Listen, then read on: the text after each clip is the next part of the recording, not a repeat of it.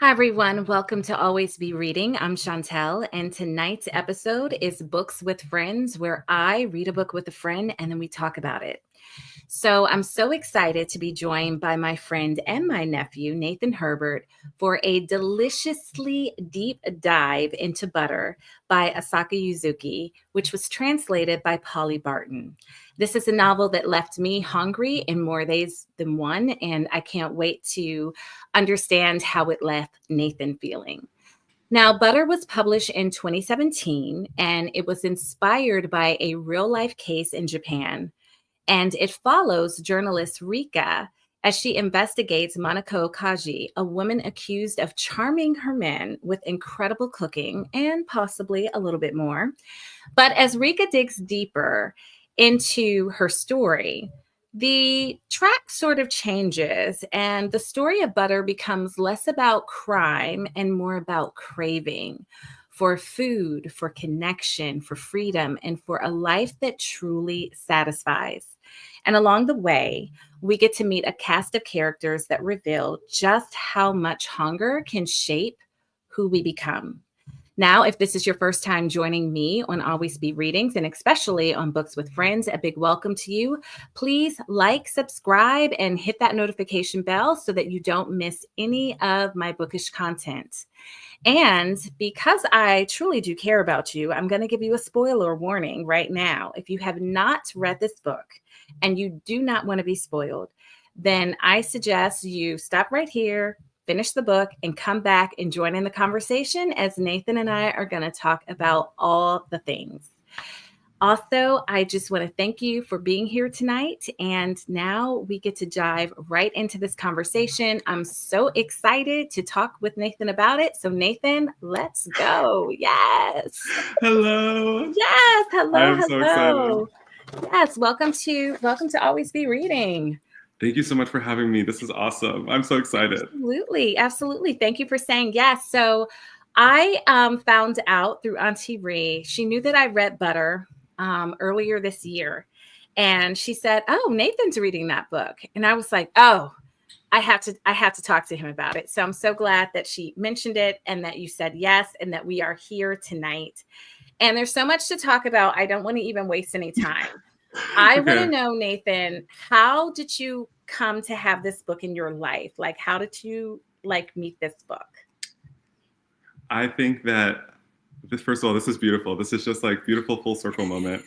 When I first moved back to DC, I was like, I am going to be on my grind, like in terms of like, I'm going to read and I'm going to like work out and be consistent and do like a little bit every day.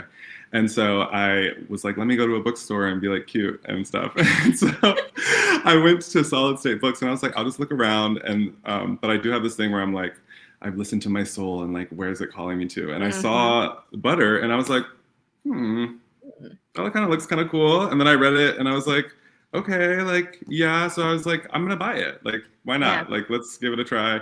And then I like started it and I think I got like the first chapter and then like I took a long break. And before I started it, I remember actually Auntie Cherie showed me that you had a video about it. So I was like, this is meant to be. This is everything. Yeah. And so I was like, I gotta read this book. And so then I was like, I paid money for it. So I was like, I need to read it.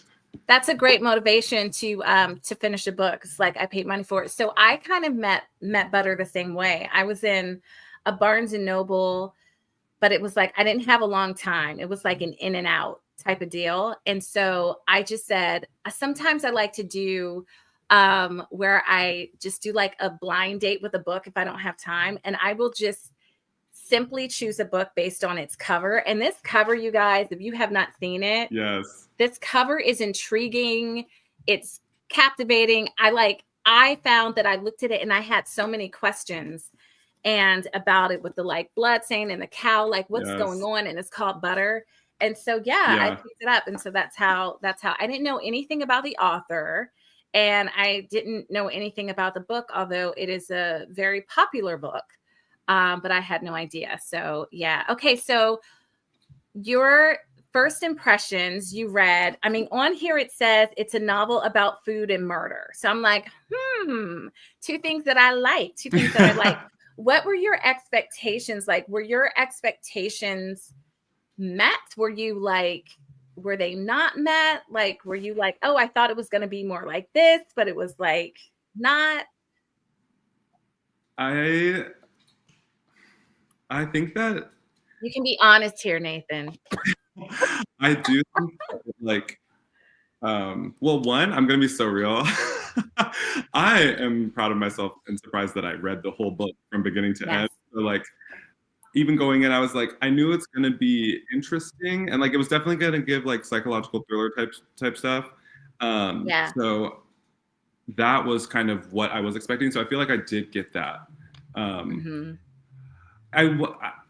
Yeah, like I wouldn't say it. Honestly, there were like towards the end, that last little bit when Yeah. I don't know if I like can get into anything right now, but Yeah, go like for it. when Reiko kind of like just like does Yeah. that little thing, I was Yeah. like, okay, I am genuinely surprised right now, and Mm-hmm. like I would like to know what happens. Yeah. Yeah. I was not expecting. I was expecting more, I think, murder, horror, like it being Mm, more crime centered, like yeah. maybe a little gory because of Mm, the cover and because it's yes. like food and murder. And when I was reading it, I was like, oh, this isn't it, we're not going down this road, right? It's not doing that. So I'm like, okay, that's okay. Um, I I wasn't so I was it wasn't even disappointed. I think that like I understood, oh, they're selling this book, right? This is gonna sell this Uh, book. yes. Yeah. But to me it was um a little disingenuous as to like what the book Mm, really is about because it's really less about the murders, right, that yeah. Yeah. happen, and it's more about, I think, becoming.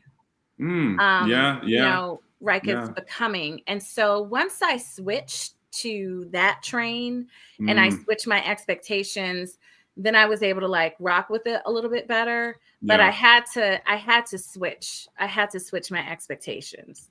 No, I can definitely see Yeah. that. Yeah. And I think that like the negative reviews that this book gets, it's one of it is centered around like I thought it was going to be more murder, Oh, thriller type of thing, yeah. and and it wasn't per se. So for those of you all that are listening, I know Cherie, my sister's listening, and she doesn't really like horror books. She will not pick this up and read it if it's like horror or murder. That's not her thing. It actually isn't that, Cherie. So I think you would like this because it really is more of, like you said, like a psychological kind of I think in depth Like look. I think like between her and Monaco, like Yeah. I think that could have been maybe I will okay, if I'm gonna be like a little bit like Yes, real. we can. We can. I do kind of wish that it was a little bit more like it was still really good, but I Yeah. think their kind of like psychological mental warfare I think could have Yeah. been even more like veiled or like kind of like smarter, Yes. like you know what I mean, like how they Yes. spoke to each other. Sometimes it did feel a Yeah. little bit on the nose, and I was like, could Yeah. we spice it Yeah, up a little? I think that too because I think so Rika meets Monaco in jail. Um um and because she's, being she was convicted for murdering these men. those were the parts that most interested me, their Yeah. conversations. And I found myself like wanting more of that. And I loved the way in which she played with Rika. It's like this toying. Yeah, yeah. And having her at first like go on these like wild goose chases, but the impact that it had on Rika and her becoming and her kind of like picking at her world, which Yeah, is what I yeah. really like. So you know, in a sense, what I thought was really interesting about Manako Kajii and Rika's relationship is that both women were in a prison.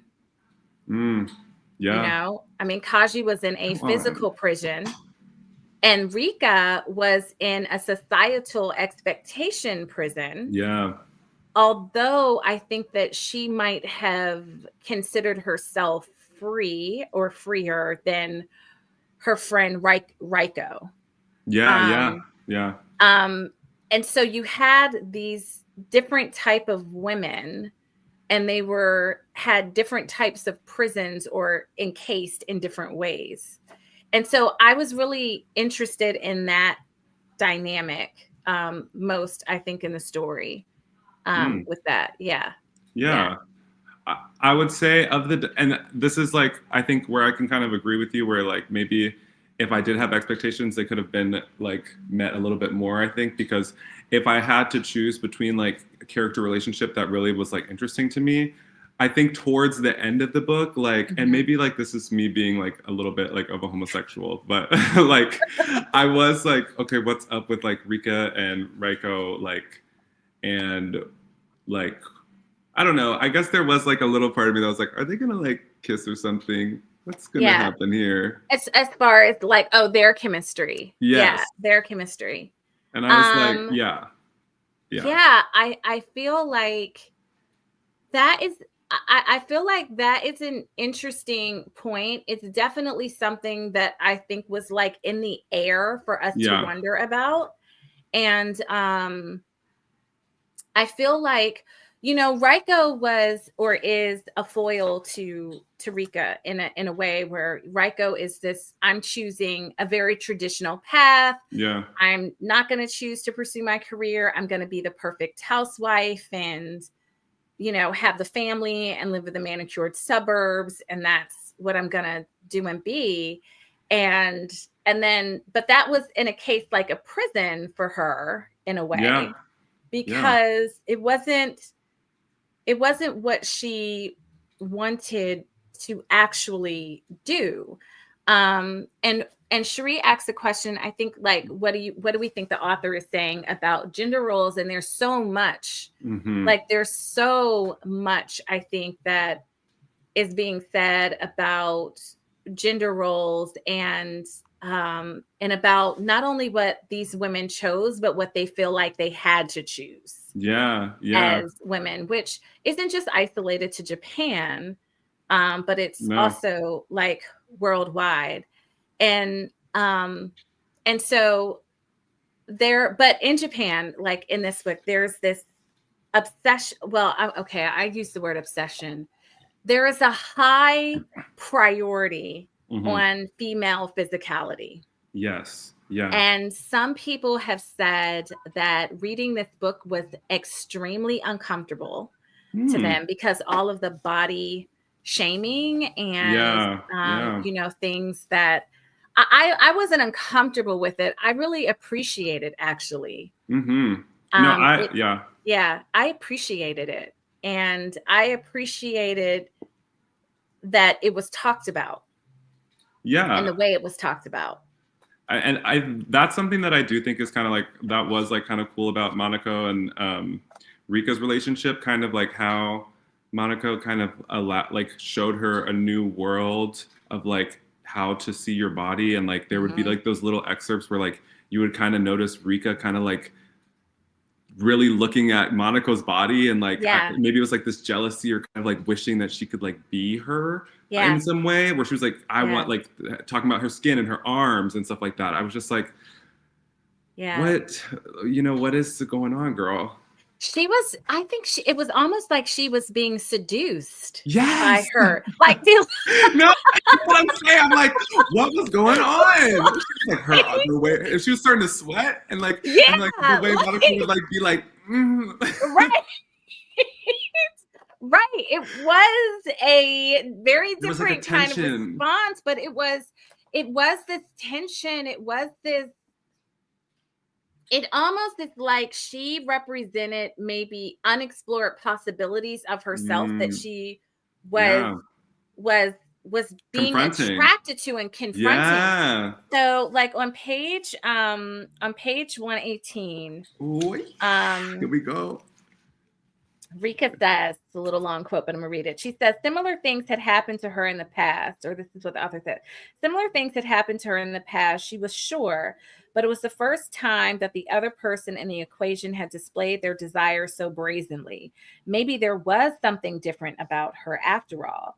If she were being totally honest, she didn't utterly dislike her new physique.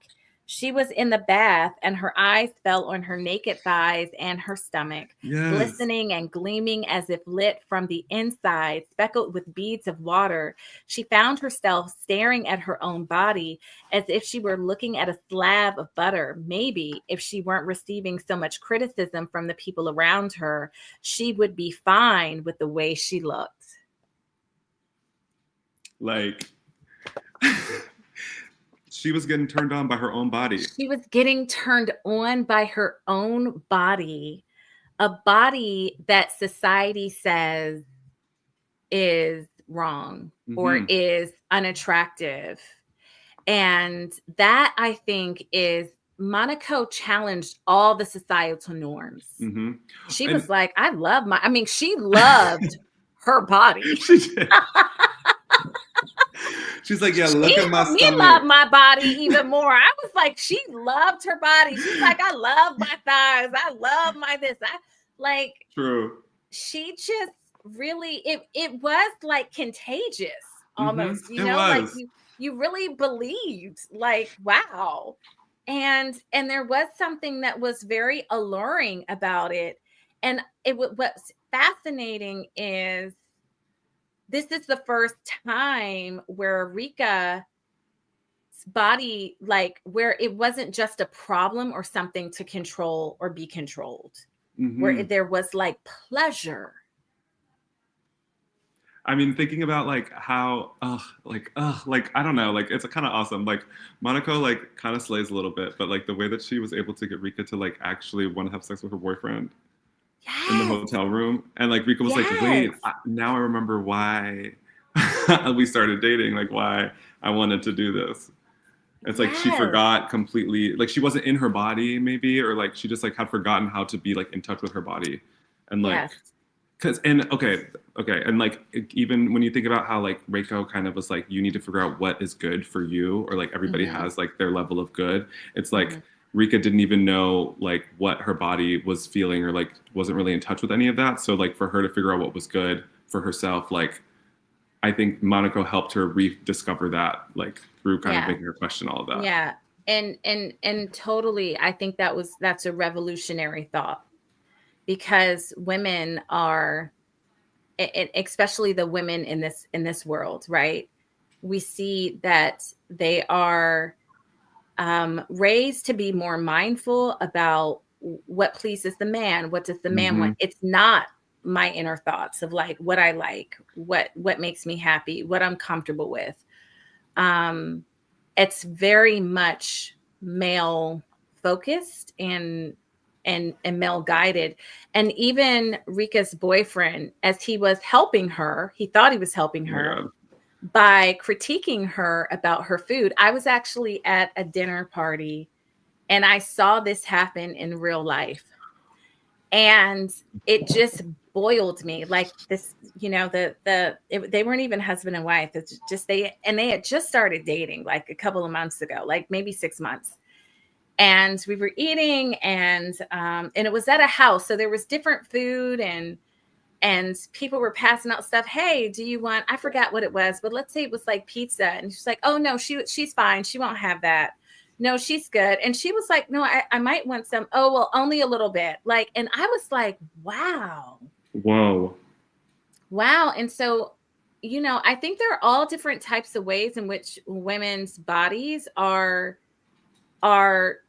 policed Mm-hmm. or how they're talked about. Like, one of the things that I found fascinating and disgusting at the same time was how people weren't talking about Manako and the possible murders that she committed. They were really talking about, wait a second, how is somebody as big as she is able to seduce anybody? That's true. That's what the fascination was about. That's true. Right? That's true. But Mm-hmm. I mean, let's be real. Don't we do that? Don't we question if we're like, Mm-hmm. oh, how did that person get this person? Like, we do that.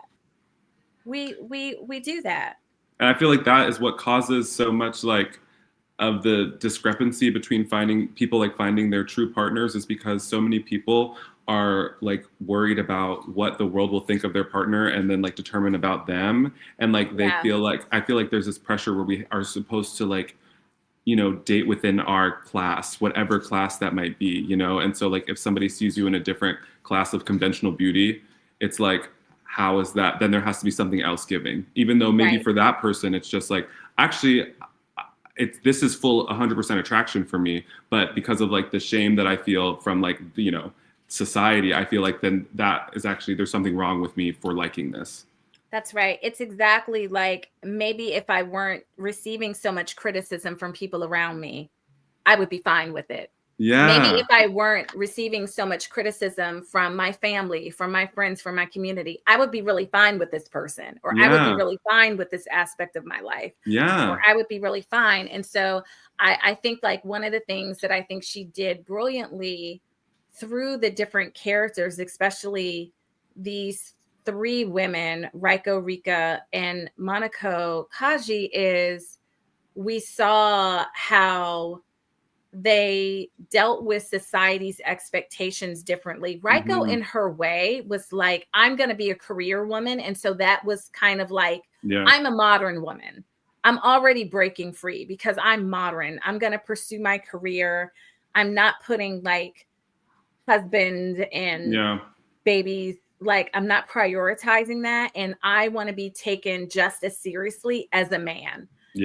Within this realm of journalism, which is a male dominated space. And she was definitely trying to like find her space, which is one of the things that led her to want to pursue, to investigate this case and to get this, to get this article. But still, she was motivated to prove herself. Like, I can be like you to others, to others. And then for Manako, she was just this wholly different type of person that was titch bit crazy. I love her. You know what I'm saying?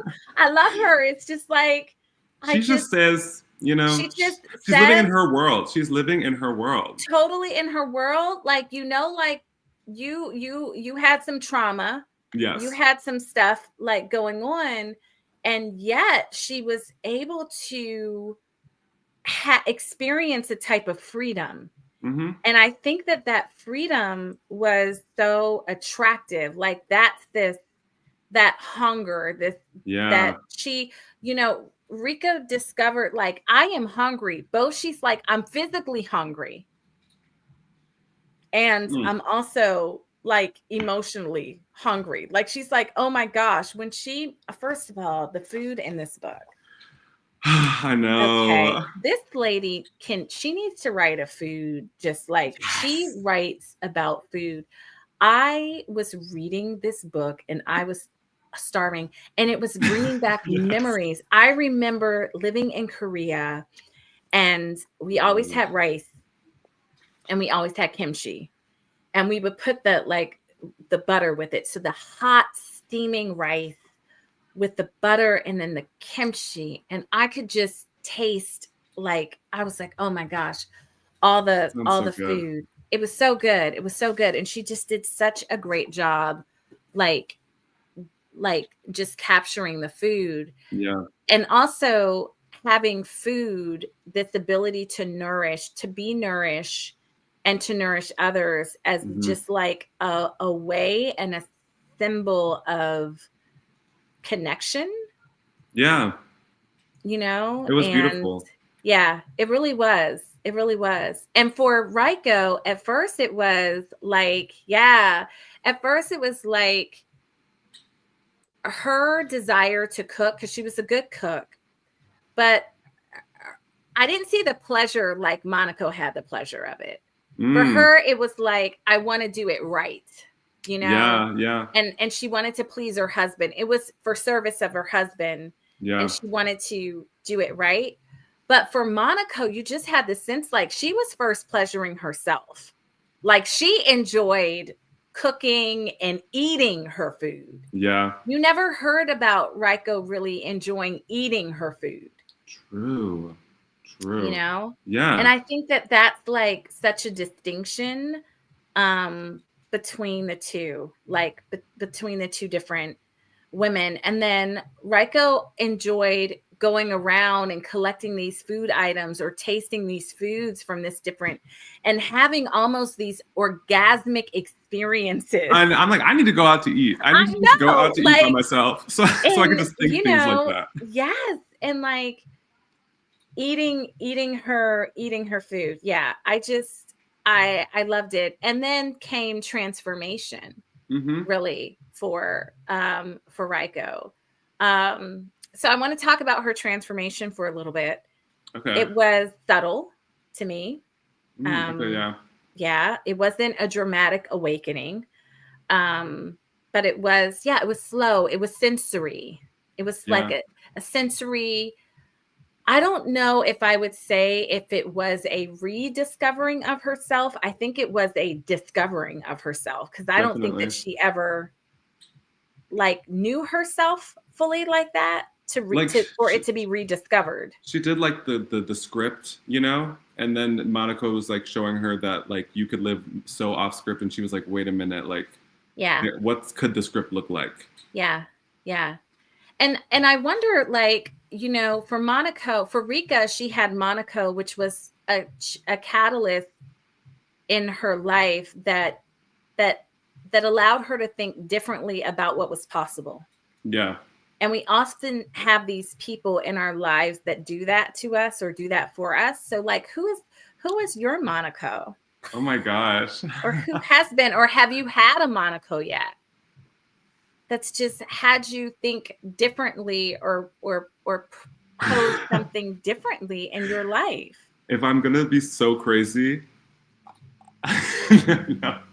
I'm trying to like be more like I'm trying to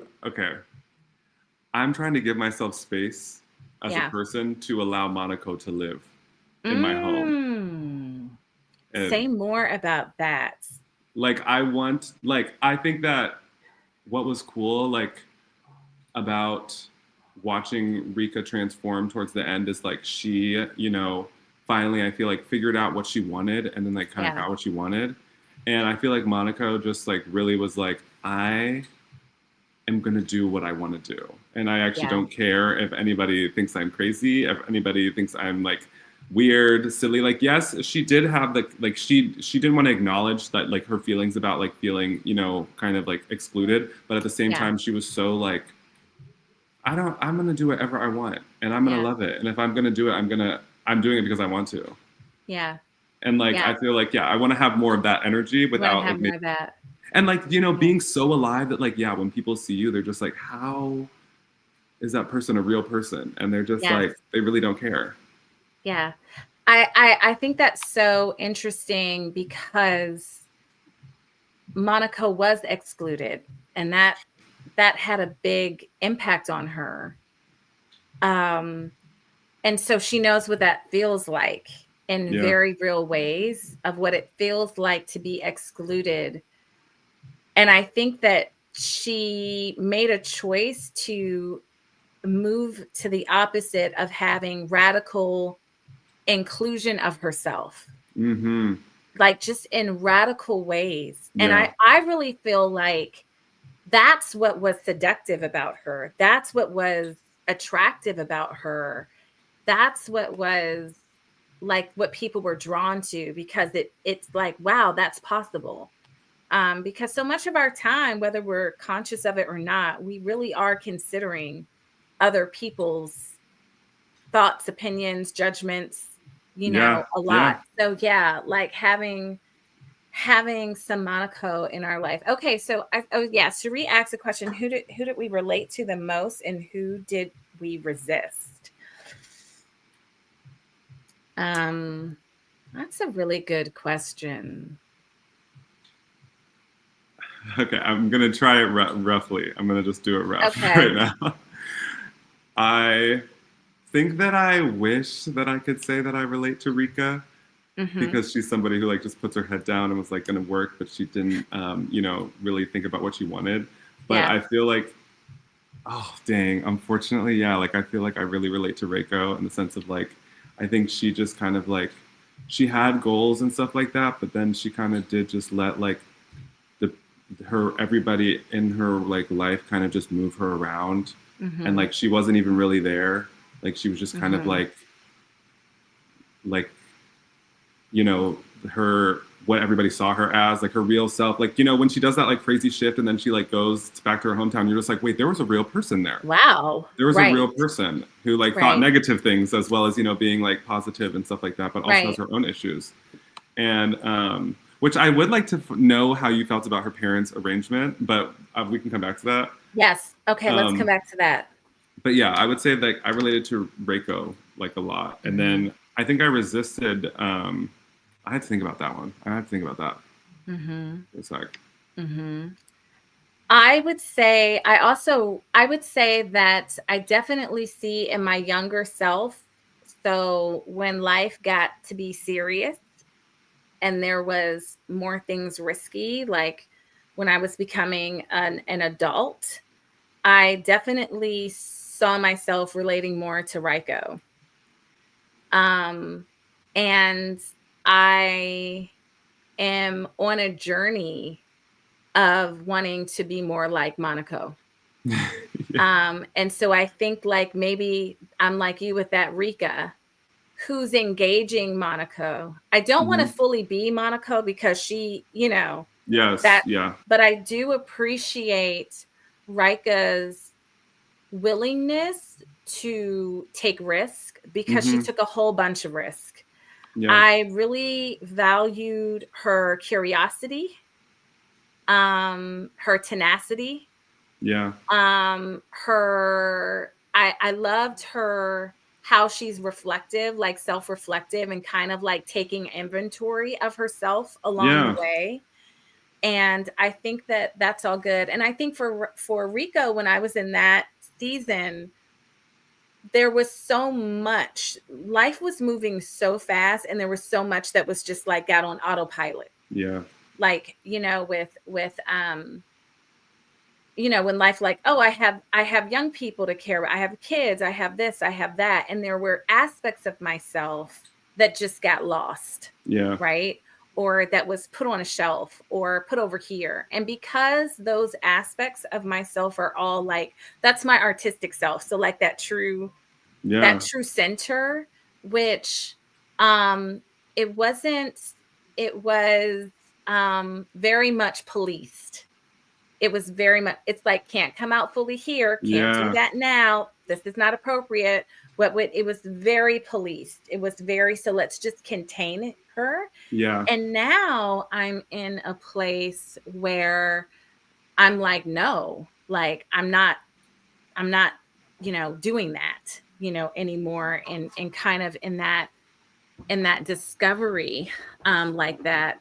And I feel like you need people to question or to push or even help be a mirror as to Yeah. like that part of yourself, Yeah. that can sometimes get lost. Or mine wasn't so much lost as it was put on the back burner. Yeah. It was put aside. It was very intentional, for me. Yeah. You It said, was wait a very minute. intentional. Wait a second. Yeah, exactly. And so who did I resist? I think that I, um what's interesting is I resisted Raiko. I did. I think maybe because I'm reading her in this season where I'm already in like this place, and I'm like, I could tell from the first time I met her, girl, you are not happy. Yeah. I could tell. Yeah. I could tell. And Absolutely. I'm also at 47, I think, or something like that, 47, 48. I also have journeyed with other friends. Oh. And so I'm like, yes, we have gone through their Raiko season. You know what I'm saying? I'm trying to get on my Rika right now. And it's like, I need to be on my Riko, but yeah, so I'm resisting all of that because that is just a hot mess. Yeah. It can be a little bit of a hot mess. Okay, let's talk about the parents. Explain the parent situation. So when Raiko is like, does her her split or something, like I don't know what happened. What do we call that happened? It was jarring to me. It was. Like, do you think that it was appropriate? Like, do you think it was natural within the context of the story? Was it like? I wonder if I like wish that, because I kind of wish like she would have maybe gone all the way where like Raiko became like almost like the new villain maybe of the story. Because there was like, I thought was going to happen. They said there was like one other journalist, who was meeting with Manako, and I was like, oh my god, Raiko's been like using Rika and Manako to get the real story, and she like, and then like we didn't get that, which is okay. Mm-hmm. But I think if that's where it would have gone, and it kind of like went back and showed us all of like her journey, like if it was like she's getting on the train, you're reading the book, you're like, wait a minute, why is she doing that? And then it went all the way back to when she was like, I'm gonna investigate this, like I'm gonna write this story or something. Right. And like this whole thing was like low key, like what's it called? Like she was undercover almost, Right. That would have worked.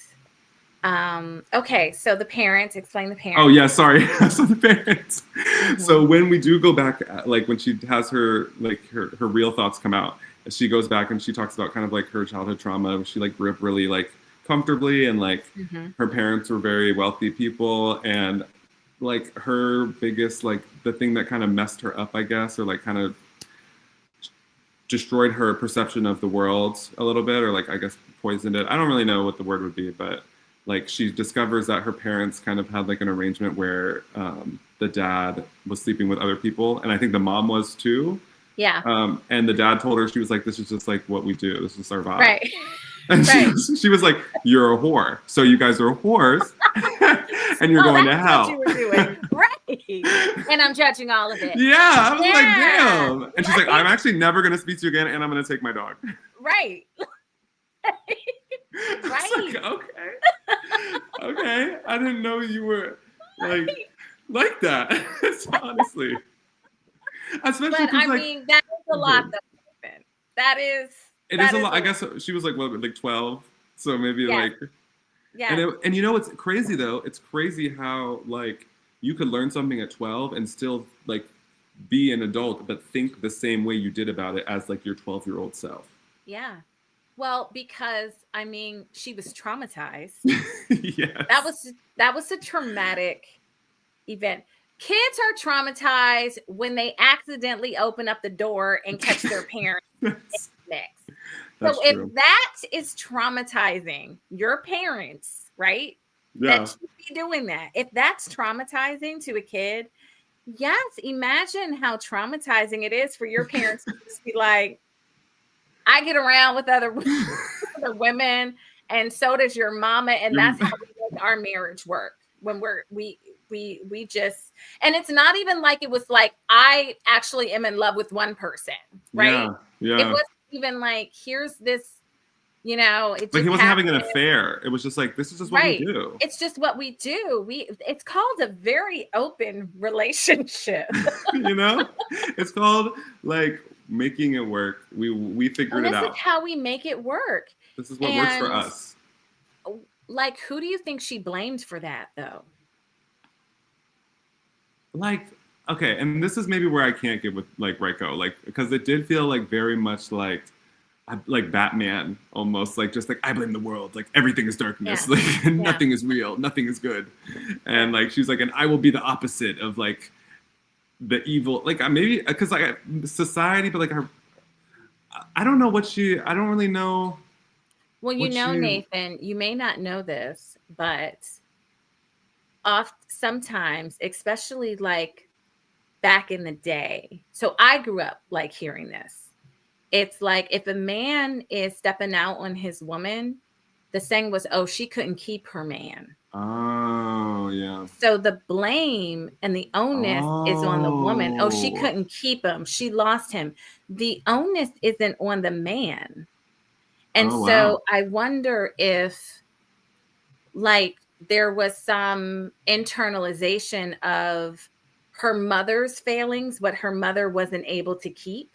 yeah, What did her mother do wrong? Did she not keep herself up? Was she not pleasing? Did she not cook his food right? Did she not do all the things? So when she grows up, right, she's focused on being the perfect wife, yeah.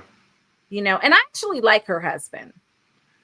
You know, like I mean, I thought he was better than he was nice. Rika's boyfriend. Yes.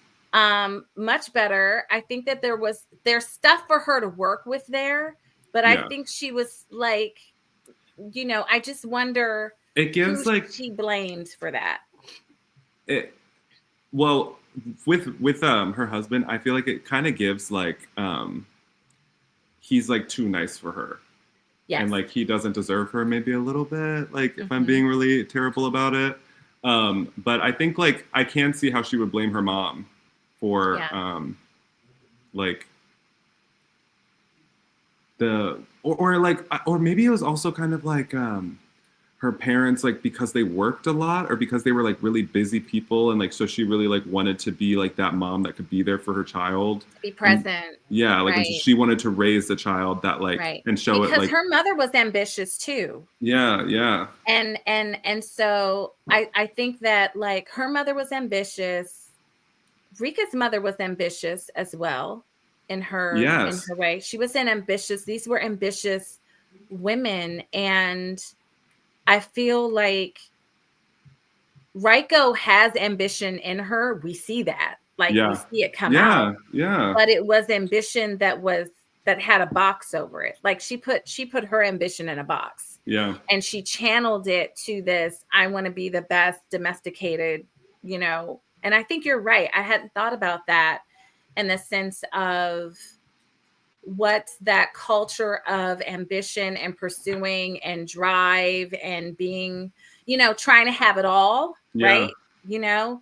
Like the cost of that, and like maybe that was the blame for, I need to go over here and be with these for hoeing around, basically. yeah She's like, absolutely no, no So, and also I think it was a source of shame for her. yeah okay So like it wasn't something that she was able to accept. yeah Like, yeah okay, my parents have made this decision to live their life this way. I don't know if she ever like accepted that. It just was a huge sense of shame, I think, for her. yeah yeah she feels like honestly, and like now that I'm thinking about it a little bit more, she kind of feels like that friend that like you have that like one day you like are talking about something and then you're finally you like kind of realize you're like, oh, like you're like a lot more conservative than like I originally thought that you were. Yeah. Because like Yeah. when she starts having all of these opinions, I'm like, I thought you seemed kind of chill and like No, she has a lot of, like where did this come yeah, from? I wonder like her home. I think that maybe when your home life, well, one, her parents' open relationship, because I actually have known like two people whose parents were had an open Mm, relationship. However, and that's just how they've always been. mm-hmm. However, in both of those situations, it was a known thing. It was not a Yeah, secret. yeah, And so and the way in which I mean, it was weird for me, but it wasn't a secret for me. So yeah, I knew that. And so And it was weird for me in the sense that it was different from my Yeah. norm. Yeah. But for the kids, for my friends, it wasn't weird for them because it wasn't a secret. Yeah. And I think because it was a secret for her, Oh, yeah. and there Yeah. wasn't like understanding, it wasn't like they maybe talked about, I mean, they just basically told her, but we didn't have a scene of like Yeah. her being Like he involved. It kind of was tried. secret. Yeah. And Yeah. she just at that point was like, He oh was like, and no, I hate like you, and I actually never want to speak to you again. peace. Like 11 years Like, old. She's like, actually, you're ex out of my life. that's right. Out of my life. And that's it. Like Can that's how she was. Yeah. Can I ask you a question Yeah. that's different from this but Yeah. but I've been thinking about it. So there's that, because you said earlier, you were talking about how Rika, like, you know, was still writing this article to prove herself, you know, to the man and prove that she was worthy of, like, you know, getting the position. Mhm. And so what did you think about her deciding to finish writing the article after, like, because she's like, gets to this place where she's like, you know, I don't really know, like, if I'm going to finish the article anymore. And then she has like that talk with her boss where he's kind of like, Yeah. I don't want to say he like tries to convince her to do it, but I just felt like I was like, well, isn't this kind of going against, like, yeah, what did you think of? So I have problems with the back half of the. Me too. And that's one of them. One, I felt like it was too long. Yes. And I felt like this, I felt like this, I do like this book. I do appreciate it, but I feel like the gem of it is if we would have cut, like if I was editing it, I'm like, we can get rid of about 100 pages. And I think it would have made the story more focused, because for me, I just felt like that part of it, it was unfocused. It was dragging all over the place. It was dragging. It was unfocused. And sometimes there's a point to that, and I'm searching for it. I'm like, is it metaphorical? Is it like how, like, do I, and I couldn't find a reason outside of like, I just feel like it just was too much. And it actually harmed the story. I think for me, it almost was like the author didn't kind of know where she wanted it to go. Like, and then she was like, oh, let me finish it. Let me finish it. I also felt like Raiko's storyline was problematic for me. Because we have Raiko kind of engaging in the story in a certain way. Like she's a character, but she's not like, you know, we see her. She's like, we spend a little bit of time with her. Raiko gives back. And then all of a sudden, it's like, boom, switch. And it becomes really about her. Yeah. And it's jarring to me. Yeah. And I'm like, why are we so focused on her story? It's almost, it was like a book within a book, or a story within a story in a sense. Yeah. Like it was a switch. Like she became, you know, the protagonist or the center. And so I was so confused, and I didn't see a reason for it. And so it's not that I didn't find it interesting. I just wish if that was going to happen, that we would have had more of a build towards that, like in the from the beginning. Like we discovered that the book was actually about Raiko the whole time. Like that's what we're learning. Yeah, or like something, could have happened with that. And so by the time we get to this point that you're talking about with Rika, with Rika and her article, I'm like, girl, I don't care what you do with it. Right. That's how I'm feeling. Because I'm like, wait a second, what? Like, I'm like, okay. Oh, now we're back to the article. No, right? It's kind of like we took like, and now here's a commercial break. Yeah. You know, that's what it felt like reading. Yes. Oh, we're doing this long commercial break for Raiko's like meltdown and her life and all the world. Stuff. It's like, you know what it's like if you have like a friend who's having like a crisis, and she's like, I'm, you know, talking, you know, you're sharing, like you're sharing your stuff. And then another friend jumps in and a totally different topic. And it like makes it, it's not about you. Sit down. What are you doing? Yeah. Like, that's what I felt. Like, I just didn't see the point of it. I tried to. And then I really try to see the point of that. That part was problematic. Okay, continue. Sorry, continue. So to answer your question, I feel like I did not have an emotional catharsis that I wanted to have with that decision of the article with Rika in the article at the end. Yeah. It fell flat to me. Yeah. And I think that so you know how you finish things in different ways, or like, I could have done that. I would have done that. Yeah. I felt like me doing more of that. I think that she didn't have enough agency in that decision. Yeah. And so when her boss is like, you should do it, I would have liked, okay, I'm hearing you, but I would have liked to have known that decision was wholly her own. Mm-hmm.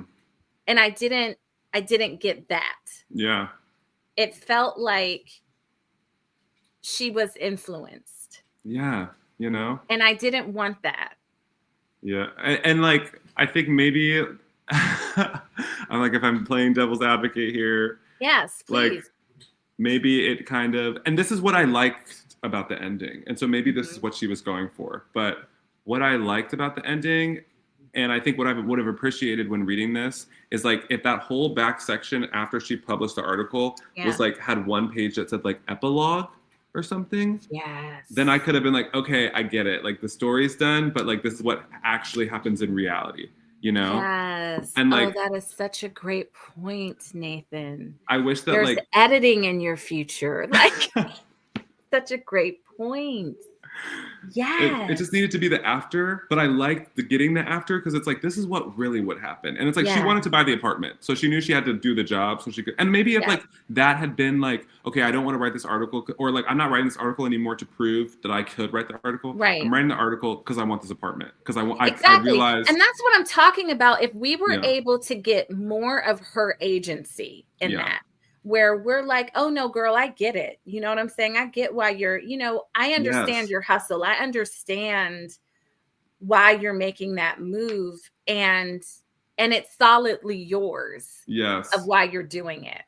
I think that would have left me feeling a different way, like the way that I wanted to feel, because we're on this whole journey with her. Yeah. And it starts off with, she wants to do this so she can prove to others that she's capable and she's worthy and she can actually do it just as good as the man. Like, that's what it is, the motivation to pursue like this big story. Yeah. And then through her character arc of discovery, I just wanted it to kind of land with more of an exclamation point, or more of maybe a period. Like, no, I'm making this decision. A declaration, yeah. A declaration. Like, I know I can do it. I don't need to prove anything to anybody.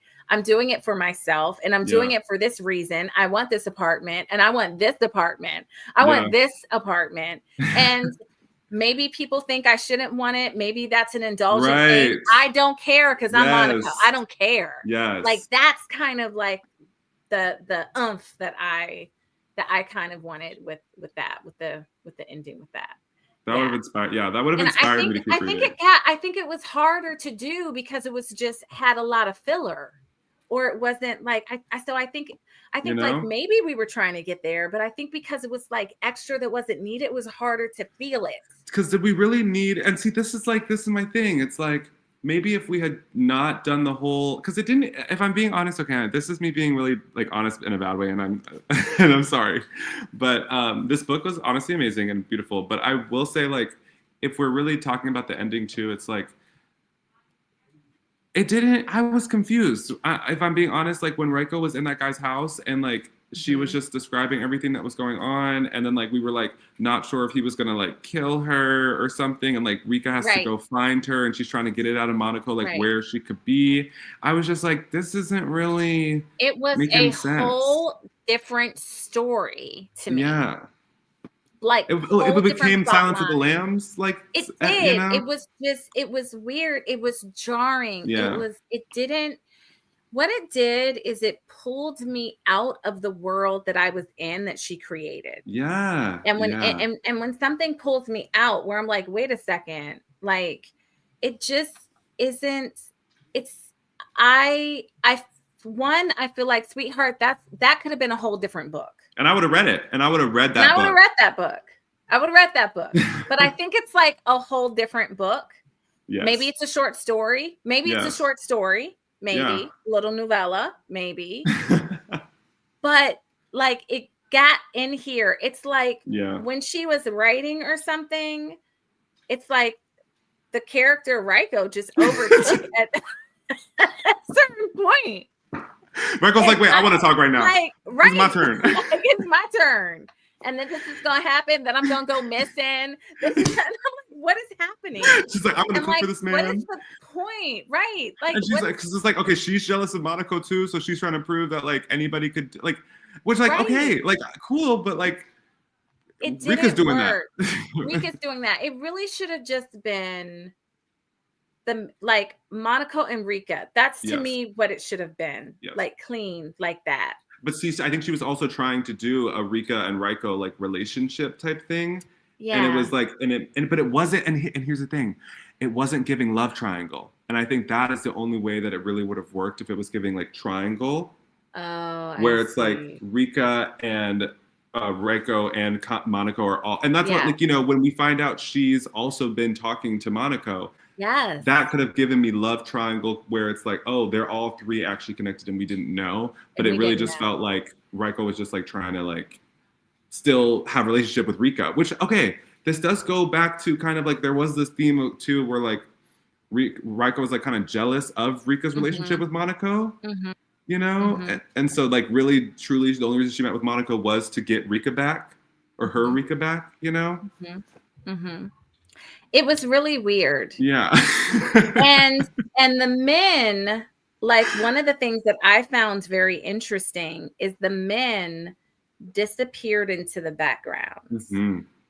Like they just kind of disappeared. Yeah. In a sense. I don't know. I was wondering, like, is there some Riko love here? Like, I mean, you know, I think like what, and you know, this is, I think her friendship with, what's his name? Her informant guy. I don't remember his name. Yes. Yes, I know who she you're talking about. Yes, you know what I'm talking about. But like, I really liked and this is something that I like, I'm not going to say I advocate for, but like something that I think I like am passionate about is like kind of the exploration of like friendships that have like recognize that there's like this like attraction or at least this kind of like the relationship, like romantic undertone or tension, like a romantic tension within the relationship, but you guys are both just making the decision to be friends because you like each other. And that's like the basis, the foundation of the relationship. And so like with the Riko and Rika thing, it's like, okay, like the king and the queen, like they love each other very deeply. And like, they have that relationship. And then she also had that relationship with the informant where it was like, like when they touched each other and like they were brushing and feeling some things, you know, I was like, but then I was like, okay, but I like that you just made them friends because that I do like that she, and didn't just like, go right there and jump into like relationship. You know? I do like when that happens. I think that there's a lot to explore there, and it keeps that tension kind of percolating. I really did like the informant. Yes. Yes. I would have actually liked more of the informant, like more backstory, just more. Yeah. I would have liked less of Riko and more of the informant. Yeah. And also like the backstory of how their relationship came to be. Yeah. And also flashbacks to that would have been cool. Yeah. And also like, was he part of, because he's a male in this business, was he a hindrance to her sense of like, was he a crutch? Oh yeah, you know? Or was he like, I would have liked that. I would have liked a play on that. Yeah. Oh my goodness. That's good. Oh my goodness. Okay.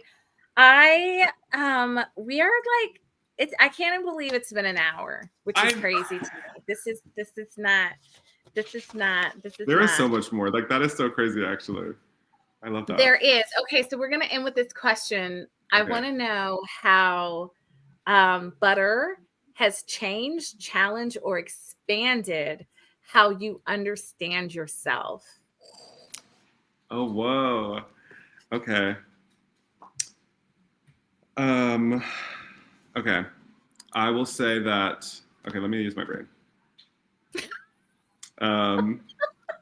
I'll say the first thing is that butter, first of all, honestly has changed my relationship with food and like how I look at food and like making food and like the experience of like cooking for myself and eating and like literally the way that I think about food. Like when I think about what I want the food to taste like or like feel like, you know, in my mouth. Like I had never thought about that before. And then like reading the stuff in this book like kind of expanded my vocabulary around that.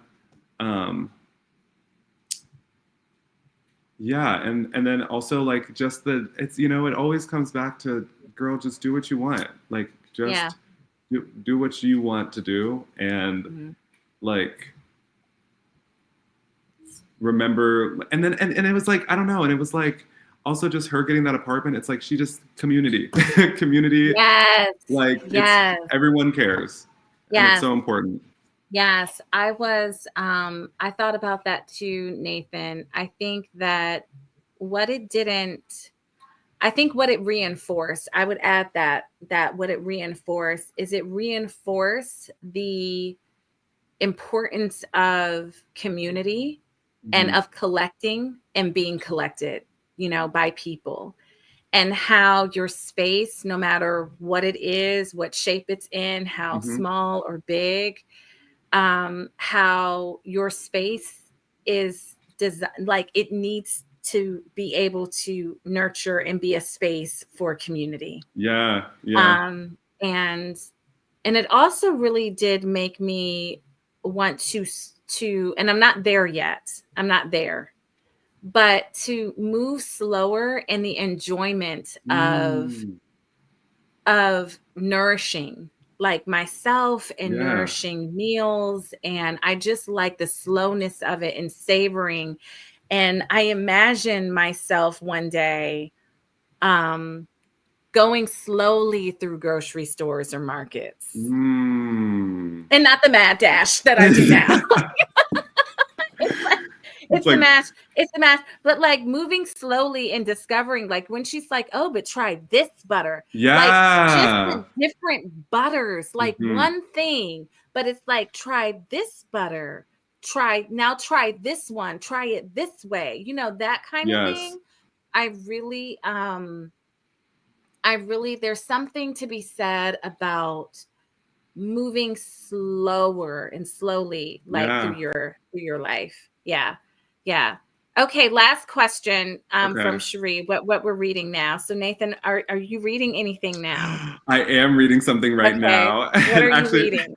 This book was given to me by Linda, so shout out Linda. Okay, shout out to Linda. Okay. I'm reading The Einstein of Sex, which is like a biography kind of about Dr. Magnus Hirschfeld, and he was like a contemporary to Sigmund Freud, who also had his own beliefs about gender and sexuality, and actually was like a pioneering voice in that in Germany during the same time. But a lot of his work was destroyed during World War II.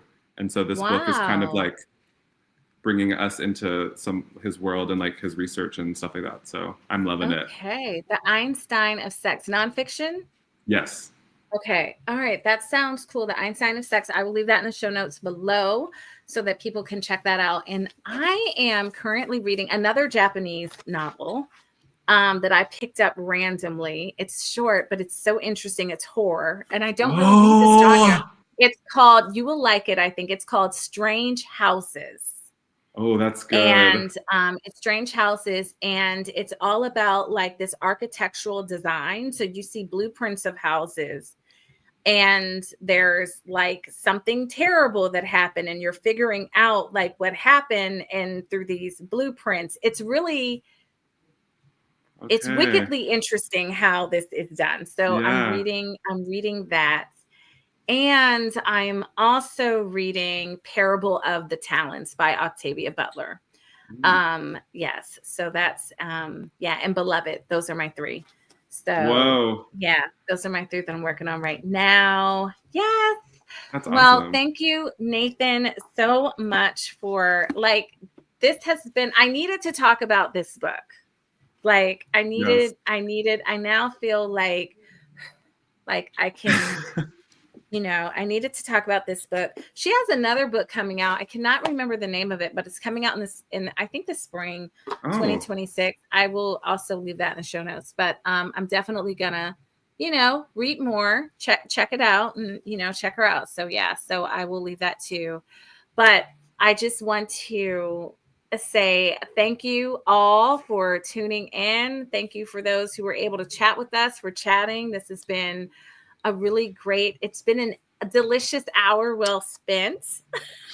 I love it. It's been a delicious hour well spent. Nathan, I love that you're doing the things that you're like, I'm going to work out, I'm going to read a little bit. Like, that is so good. Remember, reading is medicinal. So, Yes, I love always that. do that. And for everyone tuning in, if you have not done so already, please like and don't forget to subscribe to the channel so that we can Yeah. bring you more bookish content. And we would love to know if you've read Butter, what are your thoughts? Do you agree with things we said? Do you disagree? Who was your favorite character? I love the question, like, who did you find that you were resisting? I love that Yeah. question. We can continue the conversation as we move forward. And I have a Substack. I'm going to leave that link below because I wrote my Substack, which is Always Be Reading. I write letters to literary characters, and so I actually wrote a letter to Rika. So I will put that in it below. Oh yay, Cherie, you will read Octavia. Yes, do read it. Do read it. That one you will love. So that's all for now. Montaigne, as always, the wonderful producer. Thank you so much for making this all happen. And until next time, you guys, you know what to do. Be sane, be well, take good care of yourself. Visit a local bookstore, an indie bookstore, and support them. And as always, stay reading. Bye, guys. Bye, y'all. Bye.